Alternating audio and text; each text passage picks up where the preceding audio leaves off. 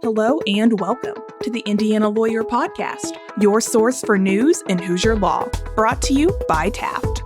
I'm Indiana Lawyer Editor Olivia Covington, in for Jordan Morey as your host this week. Thanks for joining us. It's almost Election Day, so to help you prepare to cast your ballot, we've brought in a special guest to discuss the major issues that will be at play on November 8th. But before we get to that conversation, we have your top legal news from the last couple of weeks. Let's get started with a recap of that news. Today is Wednesday, November 2nd, 2022, and these are your headlines. To start us off, here's Indiana lawyer reporter Katie Stancomb with a follow-up to a headline she first reported on last week. One of the Indiana Convention Center's largest ballrooms was brimming with hundreds of Hoosiers who traveled to Indianapolis on October 21st to discuss mental health. Nearly 1,000 people from 92 counties met at the first Indiana Mental Health Summit to tackle mental health issues plaguing their communities and criminal justice systems. The summit, hosted by the Indiana Supreme Court, brought together all three branches of government and stakeholders from a variety of sectors, ranging from judicial and law enforcement officers to county commissioners and behavioral health experts. Stakeholders discussed the need to create an effective infrastructure to better target Indiana's mental health crises, future legislative initiatives to prioritize mental health funding, and more. An awareness of the mental health issue in Indiana is at a level that Indiana Governor Eric Holcomb says he has never seen before. He pointed to the hundreds of people gathered for the summit, saying it proves that a one-size-fits-all approach doesn't work. The way we're going to crack the code on this is through teamwork and through coordination and being well conducted, and the funding will obviously be a part of that. The cost of untreated mental illness in Indiana totals $4.2 billion annually, according to the Indiana Behavioral Health Commission's final report released in September. Justice Christopher Goff led much of the discussion during the summit, stressing the importance of investing in local and state Justice Reinvestment Advisory Councils, or JRACs, to improve community responses to mental illness. Check out the next edition of Indiana Lawyer to find out more about how Hoosier communities are seeking to collaborate to address mental health needs. Back to you, Olivia. Like Katie mentioned, she'll have more coverage from the summit in our November 9th issue, so be sure to grab your copy next week. Shifting to court news, I have an update to a case that I've been following for more than 3 years at this point. Brandon Kaiser, the man convicted of battery in a 2019 shooting that involved 4 Indiana judges, has been sentenced to serve 8 years in prison. Kaiser's total sentence is 16 years, but only 8 of those are executed. Kaiser was convicted of multiple charges of felony battery, plus a misdemeanor charge of carrying a handgun without a license. The 2019 shooting involved Clark County Judge Bradley Jacobs, Clark County Magistrate Judge William Dawkins, and former judges Andrew Adams and Sabrina Bell. Adams and Jacobs were both shot and hospitalized after Kaiser shot them in the parking lot of a downtown Indianapolis White Castle. The exact cause of the shooting is still unclear, but what is clear is that Adams, Jacobs, Kaiser, and Kaiser's nephew, Alfredo Vasquez, were fighting with each other in the White Castle parking lot before Kaiser opened fire. Kaiser was sentenced on October 21st, and on October 24th, Marion County Judge Shatrice Flowers appointed indigent counsel for his appeal. That means there could be more coming in this case, so stay tuned as I watch the docket for updates. In federal court news, the FedEx Corporation has been dismissed from a lawsuit filed after 8 people were fatally shot at a FedEx facility near the Indianapolis airport last year. On April 15, 2021, Brandon Scott Hull opened fire at the FedEx ground facility and killed 8 employees before taking his own life. The families of 5 of those employees sued various FedEx entities and a security company in April 2022, alleging the defendants failed to exercise ordinary care in carrying out their duties on the day of the shooting and in the days prior. But on October 17th, Indiana Southern District Court Judge James Sweeney dismissed the FedEx Corporation and 3 of its entities from that lawsuit, according to the Associated Press. Sweeney ruled that the federal court does not have jurisdiction over the case because it falls under Indiana law, specifically the Indiana Workers' Compensation Act. However, Sweeney's order did not dismiss the final defendant, Securitas Security Services. Securitas did not file a motion to dismiss, but has filed an answer to the complaint. An attorney for the plaintiffs says they will, quote, pursue any avenue that's available to us. At the time I'm recording this, the plaintiffs hadn't filed a notice of appeal, but I'll let you know if that changes. Staying in the federal courts, we have an update on the Indiana lawsuit that's scheduled for U.S. Supreme Court arguments next week. That case involves the Health and Hospital Corporation of Marion County, which was sued by the family of a patient who lived in a Valparaiso nursing home that HHC owns. After an adverse ruling from the 7th Circuit Court of Appeals, HHC is asking the U.S. Supreme Court to reconsider precedent, upholding an implied right to bring lawsuits under Section 1983, a civil rights provision in federal code. The specific issue is whether patients can use Section 1983 to enforce the rights listed in the Federal Nursing Home Reform Act. HHC's argument has caused a lot of backlash from advocacy groups, but the case has also raised issues under Indiana's open door law.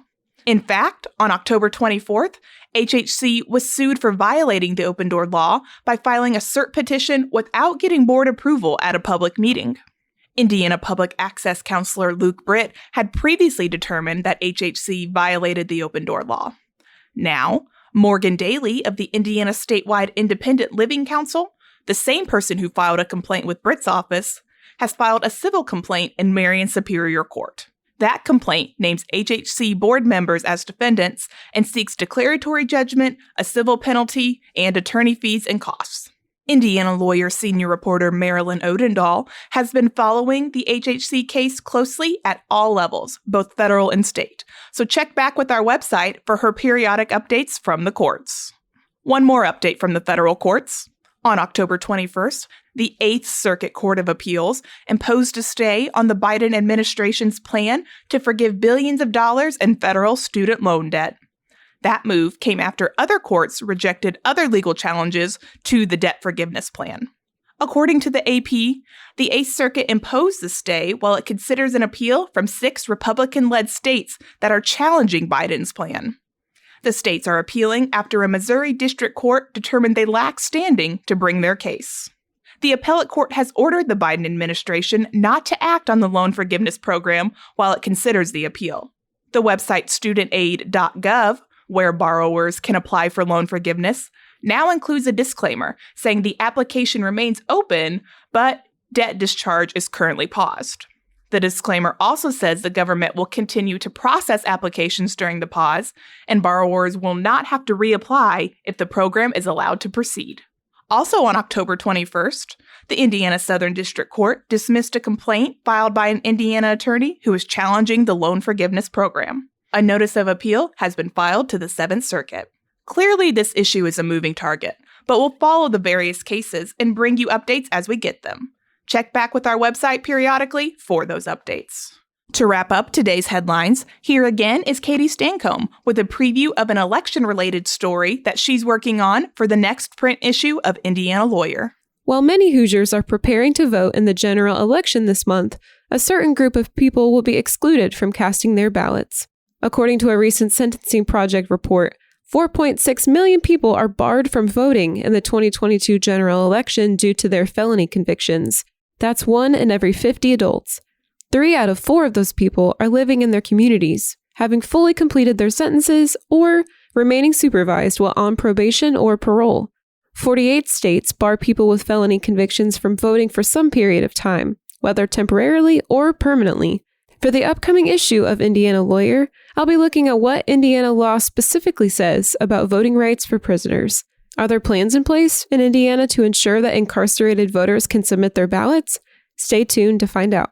Thanks, Katie. All right, that's it for this week's headlines. As always, visit theindianalawyer.com for the most up-to-date news from the state and national legal communities. Stick around after our sponsor break to hear a breakdown of the major issues that will be at play in next week's election.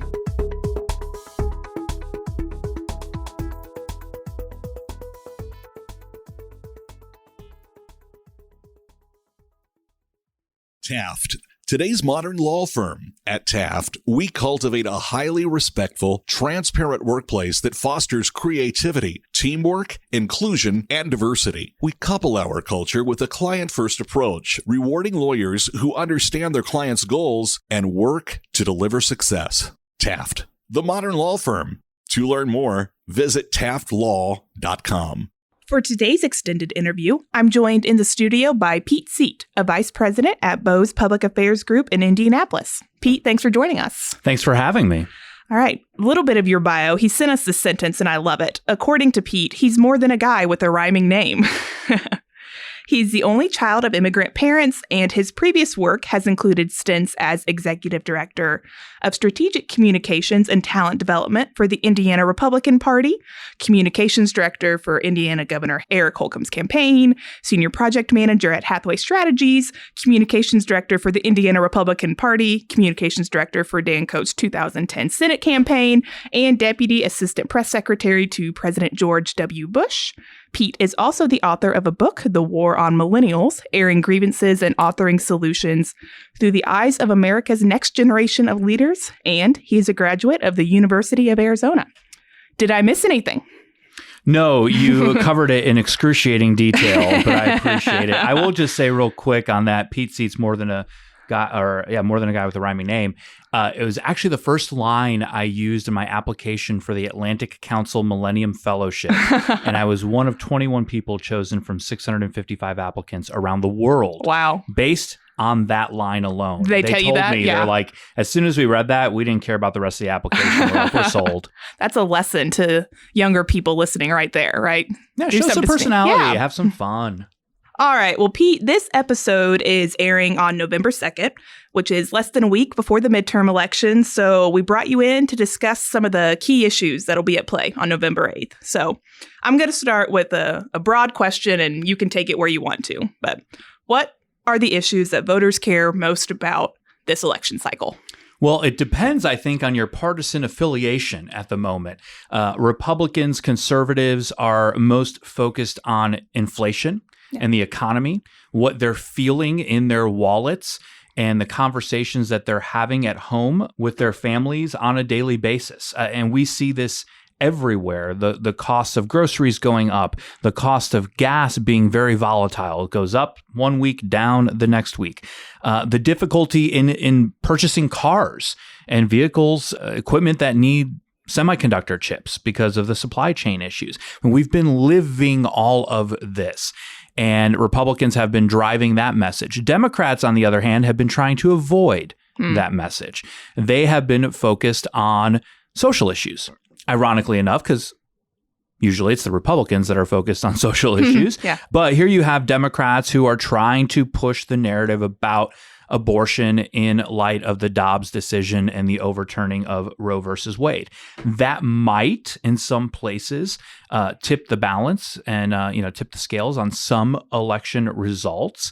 But I think by and large, what you're going to see is solid Republican victories, particularly in Indiana, I think also around the country, because you have a Democrat president, a Democrat administration, and a Democrat Washington, D.C. that has not tackled the challenge of inflation and what so many Americans are feeling and the pain that they're feeling each and every day of their lives. Yeah. It's interesting that you bring up that point about inflation and abortion, because that's kind of something I've heard a little bit just in reading about this election, is some candidates saying, it's not abortion that people are asking me about. It's inflation. So, I mean, we've been talking about abortion since June, right? But do you think that's really what's on the ballot this time around? It's really interesting. So one thing you didn't mention, I was recently a candidate for office myself. I ran for state treasurer, and I was fascinated as a candidate on the trail by the types of questions I was being asked. Yeah. And it wasn't those questions that you expect. Mm-hmm. The abortion, the CRT, the things that tend to dominate the national dialogue were not questions that we were being asked on the trail. Now, mind you, I was running for state treasurer, which has nothing to do with Sure. any of those issues, Sure. but it still was top of mind for a lot of people and how they consume their news and what they pay attention to. But you see, here, Indiana Democrats, we're in a conservative state. We're in a Republican state. Mm-hmm. And I think you're slightly crazy and definitely unserious if you don't realize that. But a lot of Democrats, the statewide candidates in particular, are putting a huge emphasis on the abortion issue. Yeah. They think it's going to lead to desperately needed electoral victories. I don't think that's the case. Maybe in a couple of state legislative seats, particularly those around suburban Indianapolis. They might be successful, but it really, really is. I mean, when I travel a lot, I was just in Dearborn County last night. I've been in Elkhart County and Lake County and other places around the state in recent weeks. And it's, now mind you, I'm going to Republican events, but I'm not hearing a lot about SB 1. Yeah. I'm hearing about inflation. I'm hearing about how much it costs them to get to that event and how much it costs to feed their family. People are frustrated and they're fed up and they want to go to the polls and make sure that their voice is heard. Sure. So let's look at a couple specific races. Let's start with the Indiana Senate race. We have Todd Young, the Republican incumbent, going up against Tom McDermott. He's the mayor of Hammond, running as a Democrat. And, like you said, Indiana is pretty reliably a Republican state, but at least from what I've observed, McDermott certainly has support behind him. So, I mean, do you think there's a chance he could flip one of our Senate seats blue?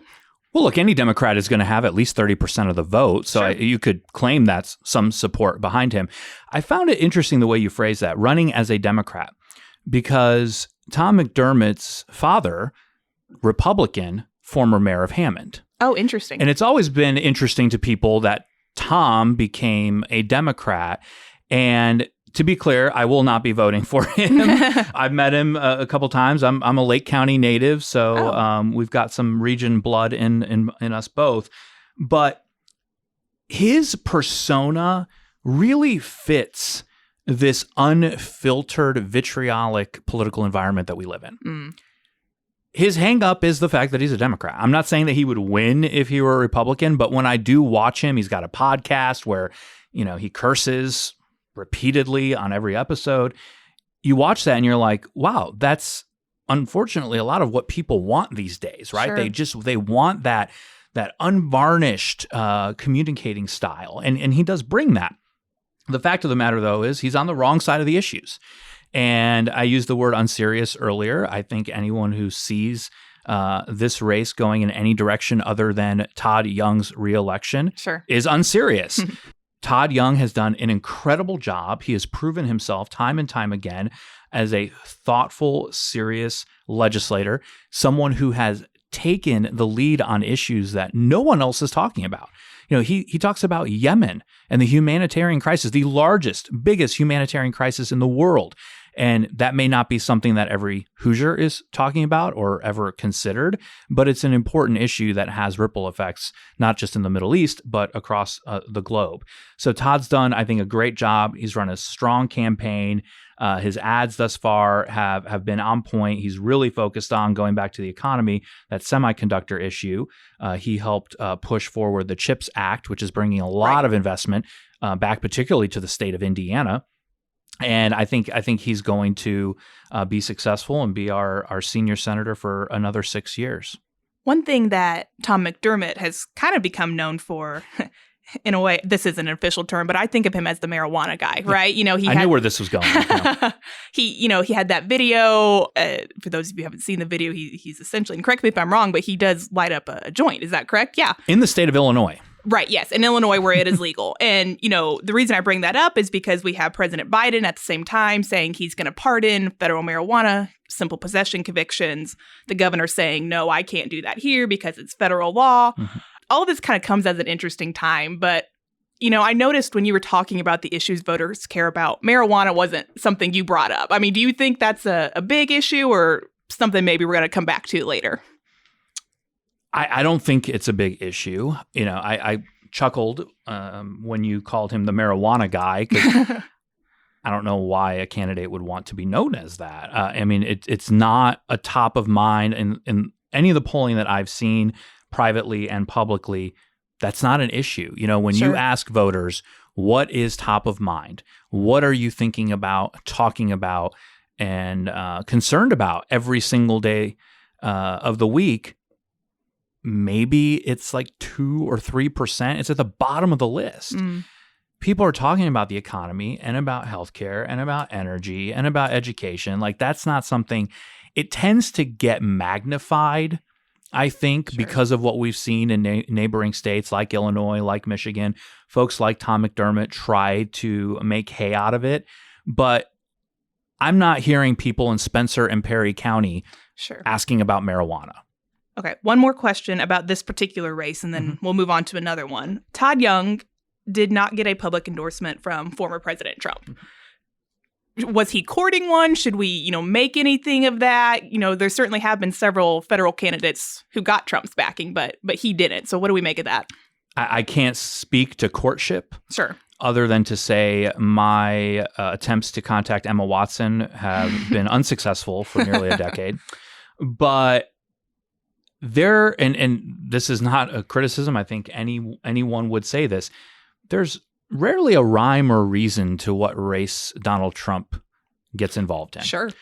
Sometimes he will endorse the most random of candidates in the most obscure of races because he happened to see a tweet that was, that he was tagged in, and it piques his interest, and we're off to the races. So I would not read much, if anything, into it. Todd Young has run his race on his pace and will be successful come Election Day.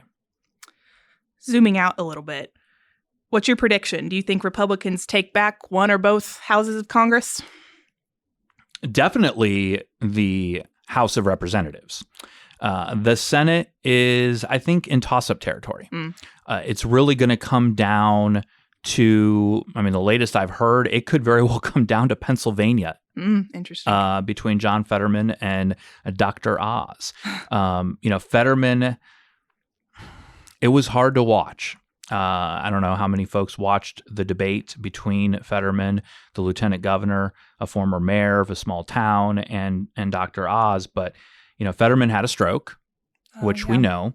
And it was very difficult to watch him attempt to articulate his stance on issues. He is having some problems with that and piecing together words and coherent sentences, and to the point where his campaign actually, in their pre-debate memo, you send these out when you're on a campaign to set expectations. And typically you're trying to lower expectations. They tried to lower them to the point where they said, he will mumble and jumble his words and mash things together. And wow. They were pretty much, if he's able to say good morning or good afternoon, whenever it was held, you should be impressed. Wow. And I think a lot of voters didn't necessarily know that. They will make their decision about whether or not that plays a role in how they choose their senator. But it could, that's what it could come down to. The balance of the U.S. Senate could come down to that debate and the health condition of the Democrat nominee. You also have a very important race in Nevada between the incumbent senator, and if I could say her name, I would, Catherine something. She's running against Adam Laxalt, who was a former attorney general there. It seems to be trending in the Republican direction. And of course, Georgia, you've got the incumbent Raphael Warnock and the Reverend and former football star Herschel Walker, which has gotten a lot of attention in recent weeks too. But I think when it comes to the U.S. House of Representatives, I think Republicans are definitely in the driver's seat, and we'll see a Kevin McCarthy speakership come January. Interesting. So if that happens and Republicans get at least one of them, if not both, what's that mean for, Biden's agenda? Is it official, effectively just kind of paused at that point? It depends on what he's able to work on with Republicans on. Sure. Right? I don't know where those areas of commonality and interest might lie, but you can rest assured that the majority of his agenda is going to be dead on arrival. Yeah. That the House of Representatives is going to ensure that it does not move forward. But keep in mind, there's still a lot of power. If the Democrats maintain control of the Senate, they can still get judges approved. Sure. Right. And they can fill some of these seats in various courts across the country. So it doesn't mean everything grinds to a halt for 2 years. My unsolicited advice to fellow Republicans would be, let's not, if that does come to fruition, whether it's just one chamber or both, don't just be the party of no. Sure.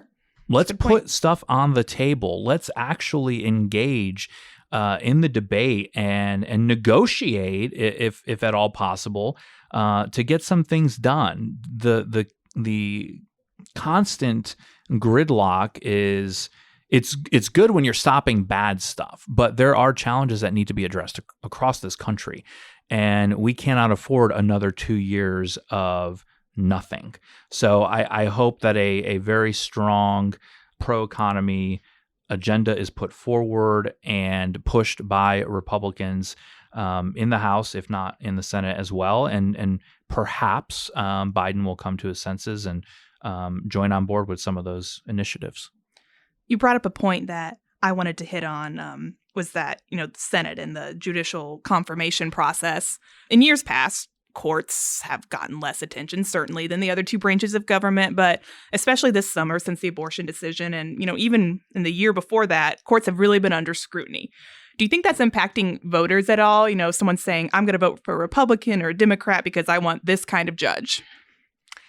I don't know if it does now, because the biggest issue was Roe v. Wade. Right.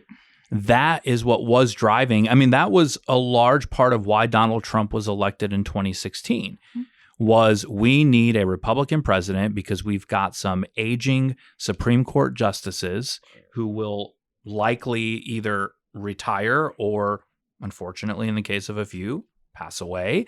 Right. They are lifetime appointments after all.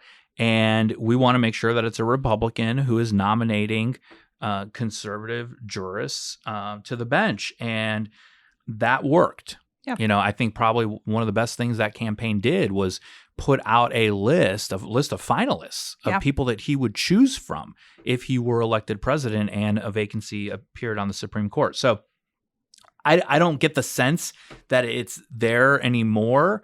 But, maybe in the eyes and minds of some it is, but I don't get that palpable sense that I got a few years ago. Right.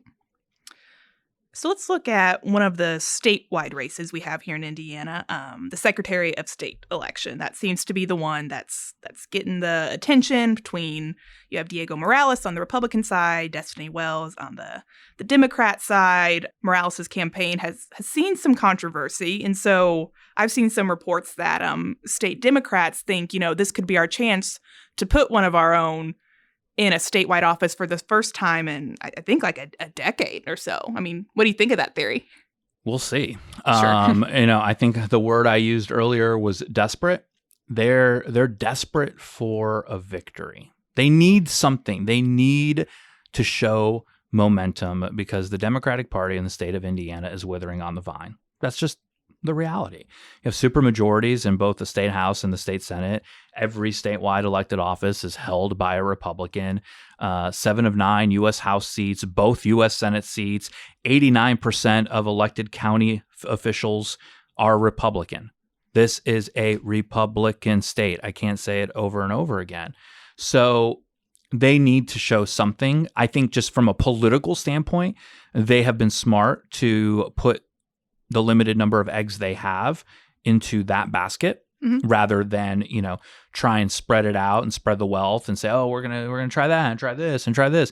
Like, you guys don't have the resources, the bandwidth, the energy to try to run the table. You got to focus on one thing. And it was always assumed that's what they were going to focus on, regardless of who the nominee was for the Republicans. But as I do travel the state regularly, almost weekly, I keep hearing the same thing, which is none of the attacks that Democrats are leveling against the Republican nominee are resonating. In some cases, they're not even being received. That's something that we really have yet to truly grapple with, is how Hoosiers, how Americans receive their news. And for example, I pretty much only watch, I don't have cable, I watch all streaming programming, Amazon Prime, Hulu, whatever. I see nothing. Yeah. I see no political ads. What I do see, I see on Twitter or Facebook, or a friend texts me. And I'm sure I'm not the only one. And so whether these ads would persuade people or not, I don't know. But I think most are going to go into the ballot box, into the booth, and they're going to vote for the Republican candidates if they're a Republican. And we'll see a clean sweep on Election Day. One of the reasons that Morales has kind of made headlines is he skipped a couple of debates, saying, he prefers to go out, meet with voters face to face. What do we make of that? Is that a big deal, or do debates, just distract from everything else? So I'll answer it more broadly than specific to him, because it's not just in that race. We've seen both Democrats. Andre Carson has refused to debate his Republican opponent. So it's not just the Secretary of State's race. But I personally am entirely in favor of debates. I think that our elected officials and those seeking elected office should be accountable. However, just like town halls, debates have become nothing but performative. Right. They're all about optics. Town halls, when they were conducted for a while, it was for voters to come and shout and scream and post something on YouTube. Mm-hmm. It wasn't about having a substantive dialogue with your elected representative. You were there to shame and embarrass. So why would anyone put themselves in that position? Similar to debates, I saw something just the other day that I thought was really well stated. What do you remember from presidential debates? You remember the stubble on Nixon. You remember George H.W. Bush looking at his watch. You remember Al Gore's, the sighs. Mm-hmm. That's what you remember. Yeah. Do you remember anything any of those people said? Mm. And so here we are, the push from these different organizations that are trying to put these events on is, we want to have a substantive debate. But all the coverage and all the attention is who hit who hardest and who had the best zinger. And that's all theatrical. And it really is a disservice ultimately to the process. And I think some candidates have come to that conclusion and said, it's just not worth it. So to kind of wrap us up, we've talked, about some of the big issues here in Indiana and even nationwide. Is there any issue, any race flying under the radar that you think could be noteworthy that people aren't paying attention to? I'd say two things real quick. A specific race is the congressional district, first congressional district up in Northwest Indiana. And it's not just me being a Lake County homer, okay? This is a legitimate race. I've never in my lifetime, and probably multiple lifetimes beyond that, seen the kind of attention that we have seen on that district. Hundreds and hundreds of thousands of dollars pouring in to the first congressional district race. You have an incumbent Democrat, first-termer, Frank Mervan, running against Republican Lieutenant Colonel in the Army, Jennifer Ruth Green, and she's incredibly impressive. I think is probably giving him more than a run for his money. The challenge in that district has always been demographics and the influence of the Chicago media market. Right. Having grown up there, it's all Chicago media. That's all you ever hear. But because of the success of Republicans in the state of Indiana, we've been drawing a lot of conservative-minded people from Illinois who are tired of high taxes and the lifestyle of Illinois, and they're coming over, and that district is changing. We'll see what happens, but I definitely think it's on the right track. But more broadly, I think what we're not really paying enough attention to is school board races. This is driving I've never seen it, driving so much interest and passion and involvement all over the state. I go to Lincoln Day dinners. It was usually your U.S. senator, your congressman, your statewide elected officials having yard signs outside the event. Now I'm seeing a plethora of school board candidates, and I don't know who any of these people are. I'm not in those communities, but people, Hoosiers, residents are really, really, really focused on those races. And I think that's something that has not received enough attention or coverage, just because, it's not those races that we think really change the dynamics of our communities, the Congress and it's not the presidency this year, but, those bigger races, when it's really those school board races that are going to make a huge difference in the years to come. Mm-hmm. All right. That'll do it for this week's extended interview. Thanks again, Pete, for joining us. Thank you for having me. And just a note for our listeners, please don't take any of my questions to be an endorsement one way or the other. They're just meant to start the conversation.